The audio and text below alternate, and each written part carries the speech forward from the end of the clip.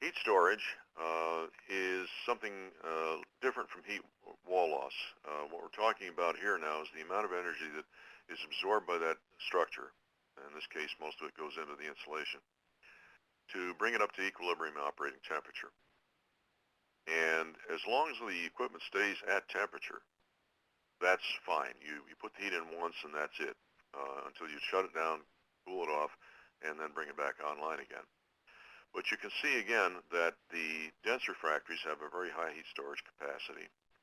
Insulating fire brick is considerably less, and ceramic fiber is even less than that. In fact, when you do an analysis on insulation systems and looking at ceramic fiber, what you'll find is the greatest benefit from ceramic fiber is not reducing the transmission losses, because you can always build a dense refractory wall with backup insulation that's just as efficient in that regard. But you can do it with less thickness with ceramic fiber. But the thing where it really pays for itself is the fact that it stores so little heat that the furnace can be cycled frequently without a lot of energy loss. One of the other things that affects heat storage is your operating cycle.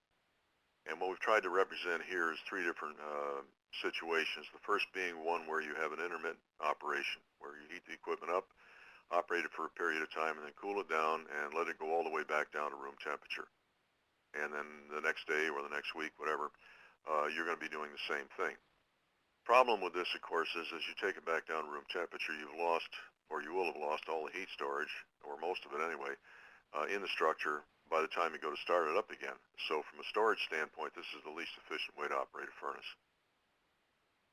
If you have a partial operation where, for example, you're operating first shift or maybe two shifts and the third everything is down, it's worth your while to evaluate the benefits of dropping the furnace temperature setting down to some reduced figure so that you don't lose all of the heat stored in it, that you take it down to a reduced figure so that some of the heat's going to be retained in the structure. It's going to take a shorter period of time to bring it back up in the morning, and this may be a more logical way to operate a piece of equipment to get more cycling out of it and also to reduce the amount of energy that you're consuming.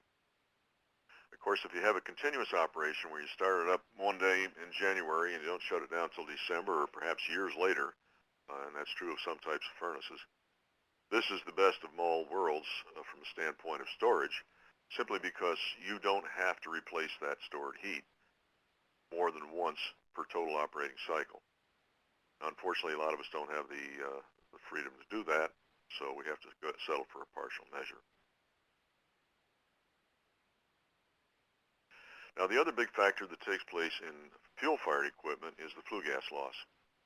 And in most, this is probably the biggest or one of the two biggest single losses in the operation. And it's particularly a problem when you get to high temperature furnaces. What we have here is a generic graph that shows the flue gas temperature plotted across the bottom. Higher, of course, is to the right. And then the breakdown of the available heat, and remember that's, and flue gas load, breakdown of the total input to the furnace, really.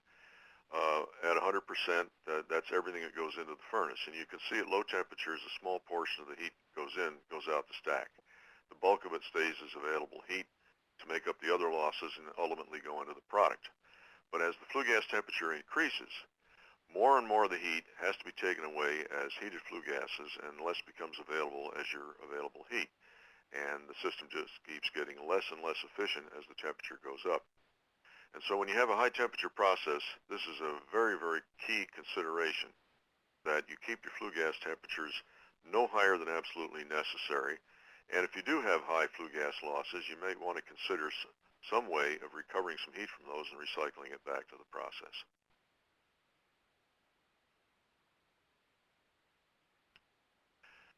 The fuel-air ratio is the other big factor in flue gas losses. Your available heat, which is essentially the efficiency of the combustion process, is highest when you're at correct fuel-air ratio. If you run with certain amounts of excess air, the available heat decreases as the excess air increases, and that's because the excess air now has to be heated up to flue temperature and taken away. And if you run with excess fuel or a rich mixture, your available heat decreases because now what you have is unburned fuel being exhausted out the stack, and you're not getting the heating benefit of it. And so the rule of thumb here for exhaust gases is the closer you are to correct ratio, the higher your available heat and the more efficient your process will be.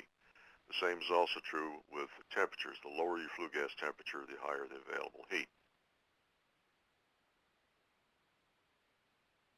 If you compare these or combine these two things into one chart, what we've done here is show the impact of a combination of exhaust gas temperature and percent excess air on your flue gas losses. The losses are the area under the red zone and then under each of the lines that move up above that. Obviously, from a ratio standpoint, your ideal situation is no excess air running at correct ratio, although there are actually some good reasons not to do exactly that. But you can see, for example, if you have a flue gas temperature of 2,000 degrees F and you're running a burner at correct ratio, your flue gas losses are about 55% of the total input to the furnace, and you've got 45% left over to work with. If at 2,000 degrees F you let your ratio drift to 50% excess air, which is moving up a couple of lines above that red zone, you find now that your available heat is only 25%. Full 75% of the energy that you expended is going to go out the stack as hot gases.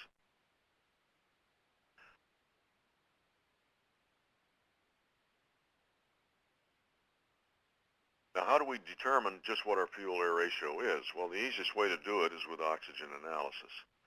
As a result, or as a rule, most industrial processes do not run with significant amounts of excess fuel. In fact, most of them don't run with any at all. And so we can restrict ourselves to the portion of this graph that's to the right of the green line, the zero line, because that's where most industrial processes are going to be running. And you can see the flame temperature curve, the red one, is at its peak at correct ratio. It actually runs off the top of this graph. And you see the constituents in the flue gases. And you also see now that the O2 curve, which starts at zero and increases as we go to the right, is tied very directly to your percent excess air. And so you can use these to determine, first of all, what your flame temperature can be, and that'll determine the maximum temperature. It will also, if you take that number and put it into the various equations or computer programs to solve it, determine what your available heat will be. And again, we'll get to that in a little bit.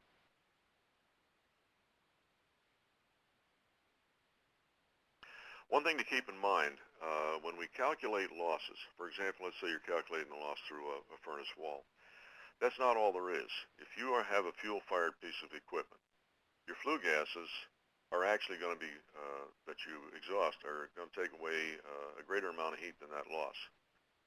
I've given you an example here of a furnace running at 1750 F with 10% excess air. This might be typical of a heat treating furnace. The available heat under those conditions is 50%, which means that for every BTU is lost out of the wall, I have to consume 2 in order to replace it, because out of those 2, 1 goes into the wall to replace the lost one. 1 goes out the stack as flue gas losses. So when you're figuring energy efficiency and reducing losses, don't shortchange yourself. That available heat factor is a very powerful impact on the amount of your total energy consumption.